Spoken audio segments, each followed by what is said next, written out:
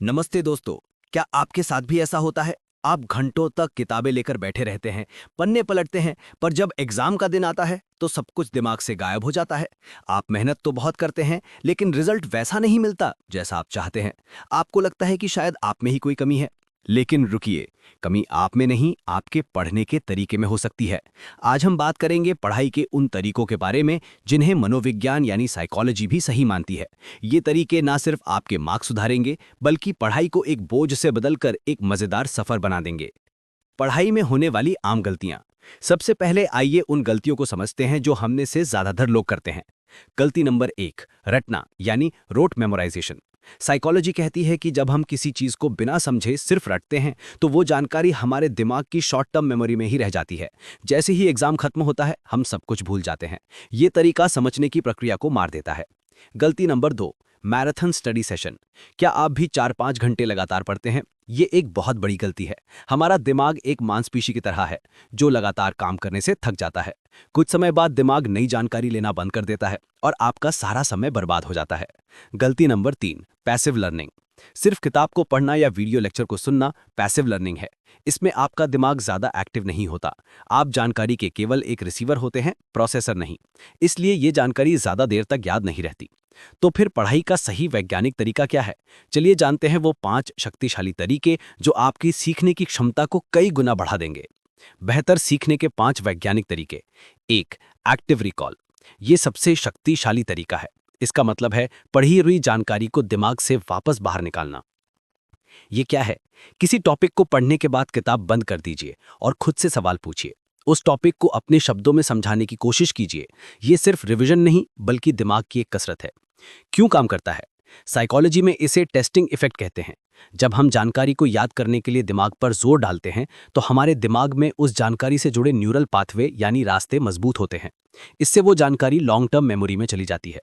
कैसे करें?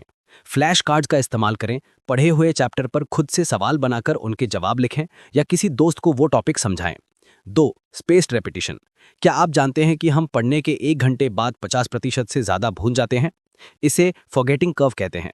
Spaced repetition इसी का तोड़ है। ये क्या है? इसका मतलब है किसी भी टॉपिक को एक ही दिन 10 बार पढ़ने के बजाय उसे बढ़ते हुए समय के अंतराल पर दोहराना। क्यों काम करता है?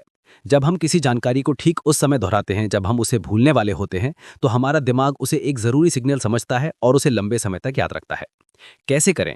किसी टॉपिक को पढ़ने के 1 दिन बाद, फिर 3 दिन बाद, फिर 1 हफ्ते बाद और फिर 1 महीने बाद दोहराएं। इसके लिए आप एंकी जैसे ऐप्स की मदद भी ले सकते हैं। 3, फाइनमैन तकनीक।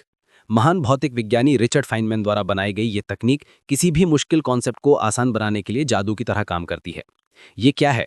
किसी भी टॉपिक को इस तरह से समझने की कोशिश करना जैसे कि आपको उसे किसी 5 साल के बच्चे को समझाना है। क्यों काम करता है?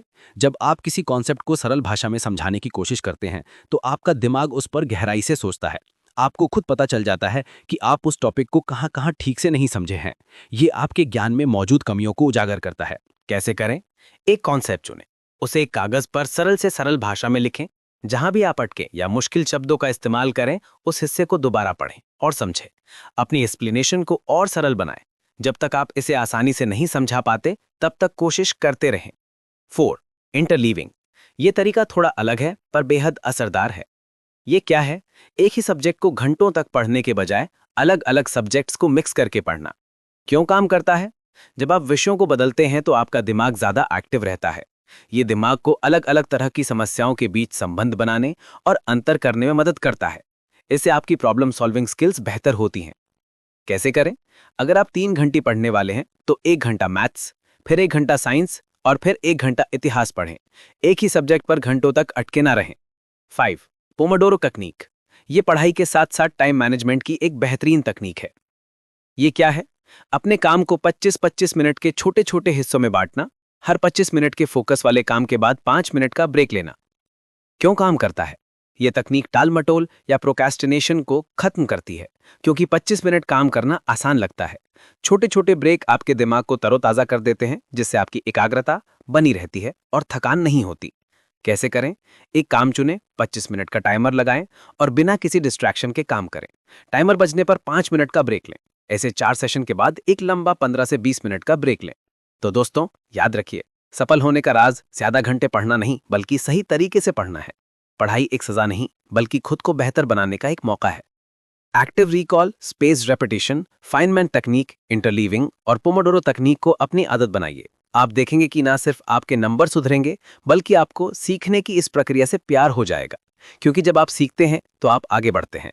आज से ही इन तरीकों को अपनाएं और अपने सीखने की शक्ति को एक नई उड़ान दें। शुभकामनाएं। और हाँ, चैनल को subscribe, like, share and comment करना ना भूलें।